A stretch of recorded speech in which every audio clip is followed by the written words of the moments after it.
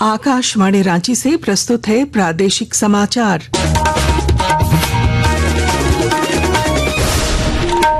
नमस्कार, प्रादेशिक समाचारों के साथ मैं पूनम खरखेट्टा। पहले मुख्य समाचार। राष्ट्रपति द्रौपदी मुर्मू 2 दिवसीय दौरे पर आज आएंगी झारखंड। पहले दिन देवघर एम्स के दीक्षांत समारोह में होंगी शामिल। रांची में करेंगी रात्रि विश्राम। कल से शुरू हो रहे विधानसभा के मानसून सत्र के सुचारू संचालन को लेकर स्पीकर आज करेंगे सर्वदलीय बैठक। सत्ता पक्ष के विधायक भी बनाएंगे रणनीति। नई दिल्ली में मुख्यमंत्री हेमंत सोरेन से मिला विश्व बैंक का प्रतिनिधिमंडल। झारखंड में विकास और निवेश की संभावनाओं पर चर्चा। दुमका, देवघर और जामताड़ा में आज भारी बारिश और वज्रपात की चेतावनी। मौसम विभाग ने जारी किया येलो अलर्ट। और 72वीं सीनियर नेशनल कबड्डी प्रतियोगिता में उप विजेता रही झारखंड महिला टीम का रांची पहुंचने पर भव्य स्वागत। और अब समाचार विस्तार से। राष्ट्रपति द्रौपदी मुर्मू आज 2 दिवसीय दौरे पर झारखंड आ रही हैं। आज लगभग 12:15 बजे वह देवघर एयरपोर्ट पहुंचेंगी। वहां से सड़क मार्ग द्वारा दिन के 1 बजे एम्स पहुंचेंगी। 3 बजे से वे एम्स के दीक्षांत समारोह में शामिल होंगी। लगभग 4:30 बजे राष्ट्रपति एम्स से देवघर एयरपोर्ट पहुंचेंगी, जहां से वे रांची के लिए प्रस्थान करेंगी। शाम लगभग 5:30 बजे बिरसा मुंडा एयरपोर्ट पहुंचने पर मुख्यमंत्री हेमंत सोरेन उनका स्वागत करेंगे। एयरपोर्ट से वह हरमू बाईपास होते हुए राजभवन पहुंचेंगी और शहर के गणमान्य लोगों से मुलाकात करेंगी। राष्ट्रपति रात्रि विश्राम राजभवन में ही करेंगी। राष्ट्रपति के आगमन को लेकर रांची में सुरक्षा के व्यापक प्रबंध किए गए हैं और ट्रैफिक व्यवस्था में भी बदलाव किया गया है। हमारी संवाददाता ने बताया है कि कल शाम रांची एयरपोर्ट से राजभवन तक कारकेड रिहर्सल भी किया गया। इस इलाके को नो फ्लाइंग जोन घोषित किया गया है। अगले दिन यानी 1 अगस्त को राष्ट्रपति धनबाद जाएंगी और IIT ISM के दीक्षांत समारोह में हिस्सा लेंगी। राष्ट्रपति के धनबाद दौरे को लेकर सभी प्रशासनिक तैयारियां पूरी कर ली गई हैं। SSP प्रभात कुमार ने बताया कि राष्ट्रपति के आगमन को लेकर सुरक्षा के व्यापक प्रबंध किए गए हैं।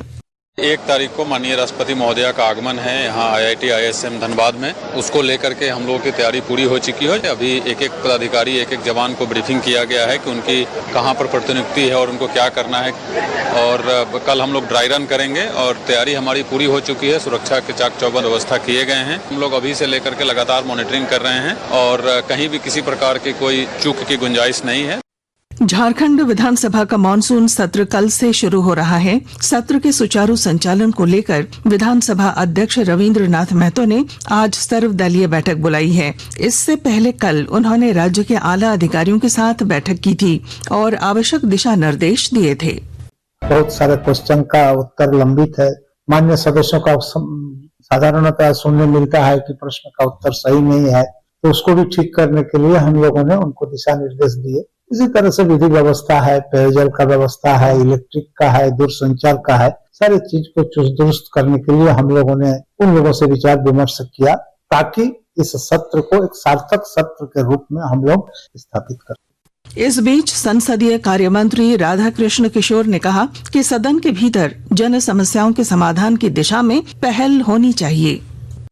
1 तारीख से प्रारंभ होने वाले सत्र के संदर्भ में अधिकारियों की बैठक बुलाई थी और ये तय किया गया था कि किस तरह सदन को सुचारू रूप से चलाने में विधानसभा की जो प्रशासनिक व्यवस्था है वो किस तरह से सफलतापूर्वक चले, जिसमें मुख्य सचिव और पुलिस महानिदेशक के अतिरिक्त कई विभाग के सचिव और अन्य विभाग जैसे ऊर्जा विभाग हो गया या फिर नगर निगम हो गया, उनके भी अधिकारी उपस्थित थे। इधर मुख्यमंत्री हेमंत सोरेन ने आज सत्ता पक्ष के सभी विधायकों की बैठक बुलाई है। बैठक में सत्र के दौरान विपक्ष के सवालों का माकूल जवाब देने की रणनीति बनाई जाएगी। सत्र को लेकर भाजपा ने कल अपने विधायकों की बैठक बुलाई है। मुख्यमंत्री हेमंत सोरेन से कल नई दिल्ली स्थित झारखंड भवन में विश्व बैंक के भारत प्रमुख ऑगस्टे तानो खोमे ने मुलाकात की। उनके साथ एक उच्च स्तरीय प्रतिनिधिमंडल भी मौजूद था। मुलाकात के दौरान ऑगस्टे तानो खोमे ने झारखंड में चल रही आर्थिक विकास योजनाओं और खासकर मुख्यमंत्री मैया सम्मान योजना की तारीफ की। इस दौरान श्री सोरेन ने उन्हें झारखंड में निवेश की संभावनाओं से अवगत कराया। आकाशवाणी के ताजा तरीन समाचारों के लिए आप हमारी वेबसाइट news.air.gov.in पर लॉग ऑन कर सकते हैं। ताजा समाचार X handle @AIR news alerts और Facebook page All India Radio news पर भी उपलब्ध है। आप प्रादेशिक समाचार एकांश के X handle @AIR news _Ranchi और Facebook page Akashvani news Ranchi, Instagram page तथा YouTube channel AIR news Ranchi पर भी हमारे बुलेटिन सुन सकते हैं। प्रादेशिक समाचार आप आकाशवाणी रांची से सुन रहे हैं। राज्य की ग्रामीण विकास मंत्री दीपिका पांडे सिंह ने कहा है कि राज्य सरकार की प्राथमिकता पहले से पारित योजनाओं को तय समय सीमा में पूरा करना है। वे धनबाद में पत्रकारों से बातचीत कर रही थीं। उन्होंने बताया कि गांवों को आत्मनिर्भर बनाना सरकार की प्राथमिकता है। मुख्य तौर पर जो हमारे विभाग से जो काम हो, सड़क, ब्रिज और वर्क्स के माध्यम से, ग्रामीण विकास के माध्यम से, मनरेगा, भू आवास या फिर अब JSLPS की जो बहनें हैं उनको लेकर के काम हो रही है और नई योजनाओं के साथ, ताकि जो हम लोगों की सोच है, आदरणीय मुख्यमंत्री जी की सोच है कि गाँव को आत्मनिर्भर बनाना है, यहाँ के लोगों को सुख शांति समृद्धि से जोड़ना है, तो उस कार्य में हम लोग आगे बढ़ रहे हैं। राज्य के कल्याण मंत्री चमरा लिंडा ने चान्हो प्रखंड स्थित नर्सिंग कौशल कॉलेज का दौरा किया। इस अवसर पर उन्होंने कॉलेज की प्रबंधन समिति के साथ बैठक कर कॉलेज के संचालन, आधारभूत संरचना और भविष्य की योजनाओं को लेकर विचार विमर्श किया। इस दौरान मंत्री ने कॉलेज परिसर की भौतिक स्थिति, कक्षा, प्रयोगशाला और छात्रावास सुविधाओं का निरीक्षण किया और छात्राओं से संवाद भी किया। रांची के सिरमटोली फ्लाईओवर से कल 5वीं की एक छात्रा के अपहरण कांड का पुलिस ने केवल 7 घंटे के अंदर खुलासा कर लिया है। इस सिलसिले में 6 अपहरणकर्ताओं को गिरफ्तार किया गया है।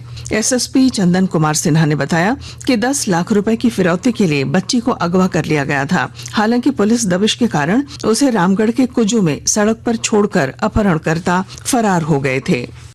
गाड़ी का उपयोग किया गया किडनैपिंग के लिए, वह गाड़ी का नंबर प्लेट गलत है क्योंकि वो स्कूटी का नंबर था। फिर हम लोगों ने लगातार इन्वेस्टिगेशन करके इस असली गाड़ी का नंबर पता लगाया और फिर धीरे धीरे क्लियर हो गया कि इस घटना में कौन कौन शामिल हैं। 4 थे जो इस घटना के समय में उस गाड़ी में मौजूद थे। इस घटना के षड्यंत्र में एक और आदमी शामिल है, उसकी गिरफ्तारी के लिए छापेमारी चल रही है। इन चारों से पूछताछ के दौरान इन लोगों ने बताया कि इनका इरादा वह बच्ची के गार्जियन से फिरौती वसूलना था। आतंकवादी संगठन अल कायदा के टेरर मॉड्यूल की सरगना झारखंड के कोडरमा की शमा परवीन को कर्नाटक की राजधानी बंगलुरु से गिरफ्तार कर लिया गया है। महज 30 साल की Shama Parveen social media site Instagram पर युवाओं को दहशतगर्द बनाने के लिए उनका ब्रेन वॉश करती थी।